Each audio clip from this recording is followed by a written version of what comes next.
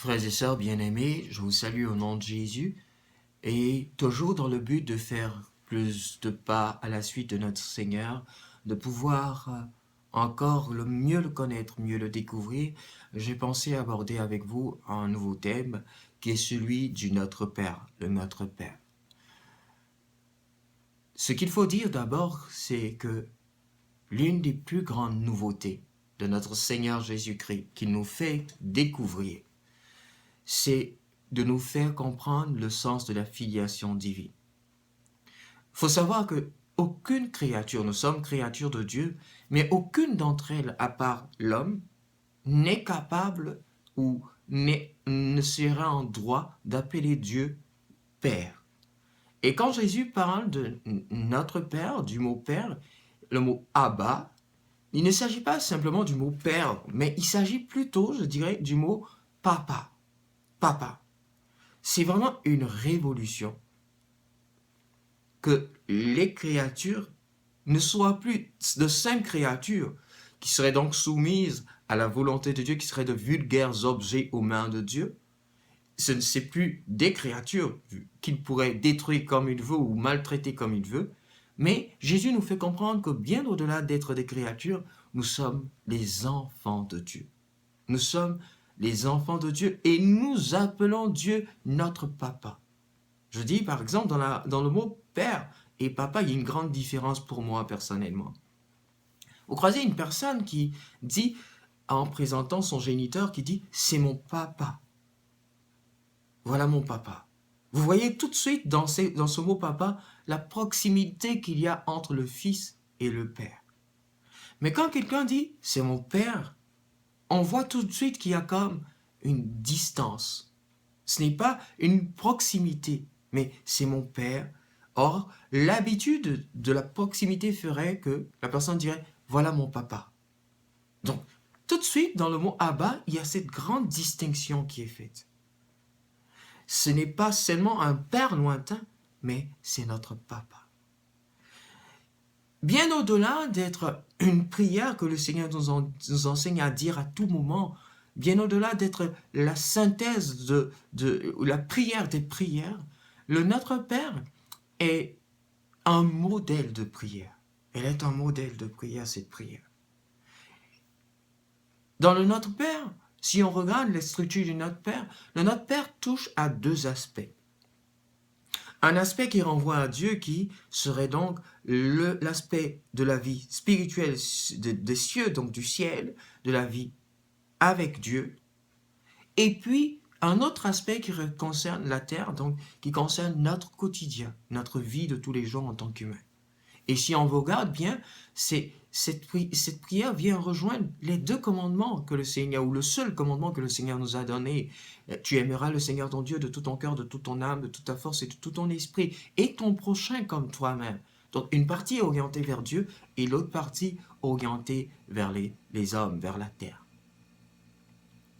Alors pour mieux redécouvrir cette prière et pour mieux la comprendre, essayons de la prendre phrase par phrase, de redécouvrir sa structure. Notre Père qui est aux cieux, que ton nom soit sanctifié. D'abord, le ciel, c'est le monde spirituel. Donc, notre Père qui est présent dans le monde spirituel qui est proche de moi, parce que mon esprit est spirituel. Donc, notre Père qui est dans ce monde spirituel-là, que ton nom soit sanctifié. Je dirais, Papa, toi qui es présent dans l'invisible, dans le spirituel, que ton nom soit sanctifié, que ton nom soit reconnu comme saint. Et on se rappelle, dans le livre de l'Apocalypse, on voit les quatre vivants avec des ailes, de nombreuses ailes et des yeux innombrables qui se criaient l'un à l'autre, Saint, Saint, Saint le Seigneur, qui criaient la sainteté du Seigneur. Et nous, à l'image des créatures du ciel et des cieux, qui reconnaissent donc que le nom du Seigneur est saint, qu'il est vraiment saint, nous disons et nous souhaitons que le nom du Seigneur soit sanctifié sur la terre. Que ce soit sanctifié partout. D'abord par nous-mêmes, mais aussi par toutes les créatures, par tout le cosmos, par tout l'univers. Notre Père qui es aux cieux, que ton nom soit sanctifié, que ton règne vienne. Que ton règne vienne. Il y a deux règnes, le règne du bien et le règne du mal, le règne de Satan et le règne du Père, de notre Père. Le règne du Père est le règne du positif. Le règne de l'autre est le règne du négatif. Et nous souhaitons donc que le règne de notre Père, que le règne du bien, intervienne d'abord pour nous dans notre vie, dans notre cœur, que s'installe dans notre cœur le bien seulement, mais aussi qu'il s'installe partout dans tout l'univers. Donc, que ton règne vienne. Ensuite, nous souhaitons que la volonté de Dieu soit faite sur la terre comme au ciel. La plus grande rébellion de Satan et de l'homme en général, c'est de s'affranchir de la volonté de Dieu, de trouver que Dieu abuse ou Dieu est un tyran et de dire « moi je suis fatigué, je n'en veux plus ». Et donc, nous disons dans cette prière que justement que le règne de Dieu vienne pour toute créature, que sa volonté soit faite, que nous-mêmes nous accomplissions sa volonté et que toute créature accomplisse la volonté de Dieu, qui est une volonté orientée forcément vers le bien et non le mal. Donc, notre Père qui es aux cieux, que ton règne vienne, que ta volonté soit faite sur la terre comme au ciel. Dans les cieux, la volonté de Dieu, elle est parfaitement réalisée. Elle est parfaitement réalisée. Et nous voulons donc que sur cette terre, dans la vie de tout être humain, la volonté de Dieu soit parfaitement réalisée. Ensuite, on voit donc que c'est la première partie qui est orientée vers le ciel, vers notre Père. Et la deuxième partie qui redescend sur la terre, qui nous fait redescendre sur la terre et qui touche notre personne et même les relations interpersonnelles. Donc, donne-nous aujourd'hui notre pain de ce jour. Au niveau du mot pain, il faut se rappeler, le Seigneur dit, l'homme ne vivra pas seulement que de pain, mais de toute parole qui sort de la bouche de Dieu. Donc, ce n'est pas seulement le pain physique, matériel dont il s'agit, mais il s'agit de tout ce qui nous est nécessaire pour le jour. Donne-nous notre pain de ce jour, d'aujourd'hui, le pain qui est nécessaire pour nous aujourd'hui, mais qui peut ne pas être physique, qui peut être autre chose que le physique. Parce que le pain ne se résume pas en nourriture, mais ça peut être un besoin spirituel. Ça peut être un besoin physique aussi, mais ça peut être un besoin moral, ça peut être un besoin intellectuel. Le pain dépasse la dimension du manger, mais s'ouvre à tout ce qui nous est nécessaire pour notre existence du jour. Pardonne-nous nos offenses comme nous pardonnons aussi à ceux qui nous ont offensés. À ce niveau, c'est très important. Pourquoi nous demandons à Dieu de nous pardonner comme nous pardonnons aux autres? Le pardon est signe de sainteté devant Dieu, de justice devant Dieu. Quand nous avons pardonné, nous sommes justes devant Dieu quelque part. Rappelez-vous, le Seigneur dit, si tu viens offrir ton offrande à l'autel et que tu te rappelles que ton frère a quelque chose contre toi, dépose là ton offrande, va te réconcilier avec ton frère et viens ensuite offrir ton offrande.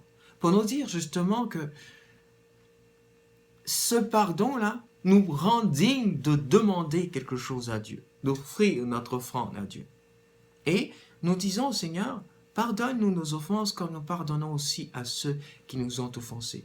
À ce niveau, moi personnellement, j'ai mis beaucoup de temps où je ne disais pas pardonne-nous parce que je voyais l'importance de cette parole. Je ne disais pas pardonne-nous nos offenses. Je disais comme nous essayons parce que j'avais une grosse rancune dans le cœur. Et il y a quand même des années, je ne suis plus à ce niveau, c'est sûr. Mais je disais comme nous essayons de pardonner aussi à ceux qui nous ont offensés. Parce que je voyais que ma vie n'était pas conforme. Si je disais cette parole, je serais en train de mentir à Dieu. Alors, comme nous essayons de pardonner. Mais c'est pour dire que nous donnons le pardon parce que nous attendons le pardon de notre Père aussi. Et nous savons qu'au quotidien, nous blessons Dieu par le péché, par notre désobéissance.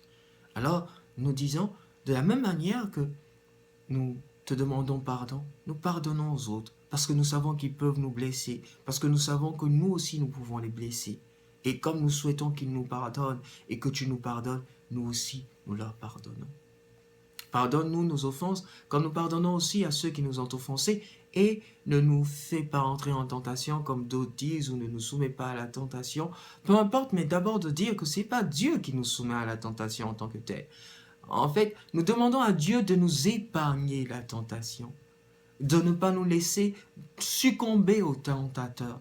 Et de la même manière qu'il a été tenté au désert, nous aussi nous serons tentés. Et nous demandons à Dieu donc, devant la tentation, de nous rendre forts, de nous préserver, de tomber dans cet état de tentation. Mais si on veut, c'est nous qui nous ouvrons à la tentation du malin. Mais ce n'est pas Dieu qui, comme en train de nous envoyer des tentations, et puis qui est en train de nous éloigner du droit chemin. Non, mais nous demandons à Dieu la force de résister au tentateur, puisqu'il sera constamment là présent.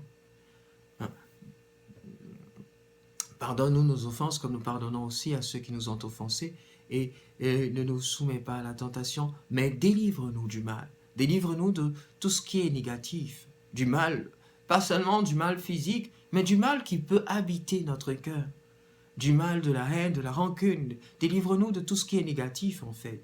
Délivre-nous de tout ce qui peut nous atteindre de négatif, mais délivre-nous du négatif qui peut être présent en nous.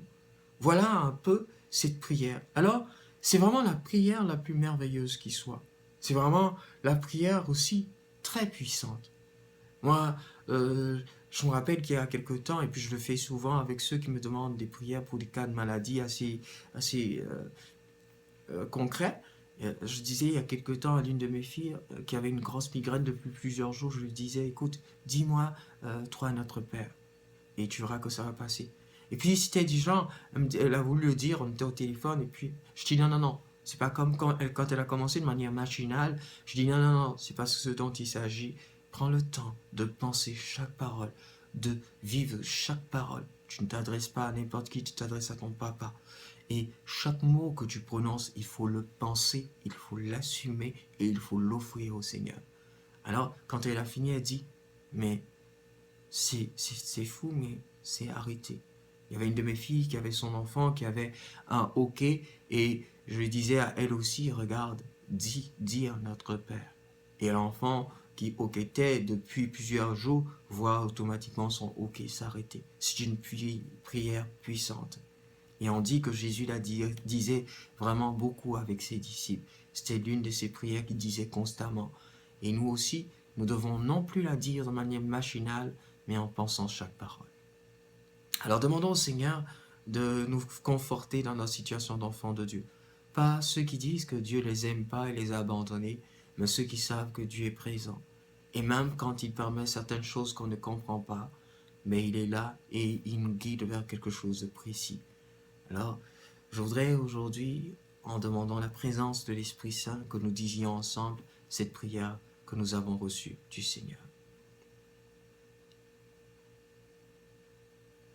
Notre Père, qui es aux cieux, que ton nom soit sanctifié, que ton règne vienne, que ta volonté soit faite sur la terre comme au ciel.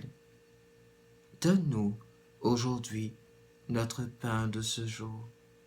Pardonne-nous nos offenses, comme nous pardonnons aussi à ceux qui nous ont offensés. Et ne nous soumets pas à la tentation, mais délivre-nous du mal. Car c'est à toi qu'appartiennent le règne, la puissance et la gloire pour les siècles des siècles. Alors je vous remercie d'avoir prêté attention à cet enseignement.